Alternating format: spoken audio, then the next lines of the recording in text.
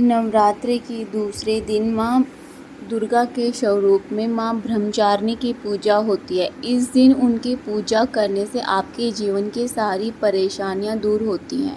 माँ ब्रह्मचारिणी को ज्ञान, तपस्या और वैराग्य की देवी माना जाता है। ब्रह्म का अर्थ है तपस्या और चारिणी का अर्थ है आचरण करने वाली।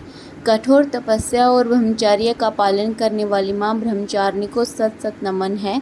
मान्यता है कि नवरात्रि के दूसरे दिन माँ ब्रह्मचारिणी की पूजा करने से जीवन में अच्छे गुण आते हैं, साथ ही आपके अंदर त्याग, सदाचार और संयम की भावना बढ़ती है। ऐसी मान्यता है कि माँ ब्रह्मचारिणी की पूजा करने से भक्तों को जीवन में आने वाली सभी बाधाओं और कठिनाइयों से मुक्ति मिलती है। यह तप, त्याग, संयम और सदाचार जैसे गुणों को ही बढ़ावा देती है, जो आध्यात्मिक उन्नति के लिए आवश्यक माने जाते हैं। आइए जानते हैं कैसे पड़ा माँ दुर्गा का नाम ब्रह्मचारिणी। नवरात्रि के दूसरे दिन माँ दुर्गा के तपस्विनी रूप की पूजा होती है। शास्त्रों के अनुसार माँ दुर्गा ने पार्वती के रूप में हिमालय की पुत्री के रूप में जन्म लिया था।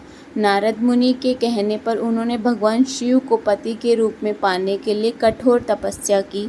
हजारों वर्षों तक उनकी कठोर तपस्या के कारण उन्हें तपस्विनी और ब्रह्मचारिणी कहा जाता है।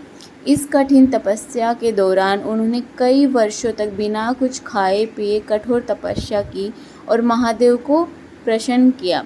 उनके इसी तप के प्रतीक के रूप में नवरात्र के दूसरे दिन इनके इसी रूप की पूजा और सतवन किया जाता है। नवरात्रि के दूसरे दिन माँ के इस रूप की पूजा उनके दृढ़ संकल्प और समर्पण के प्रतीक के रूप में की जाती है। यह दिन हमें सिखाता है कि सच्ची श्रद्धा और दृढ़ निश्चय से हम किसी भी लक्ष्य को प्राप्त कर सकते हैं।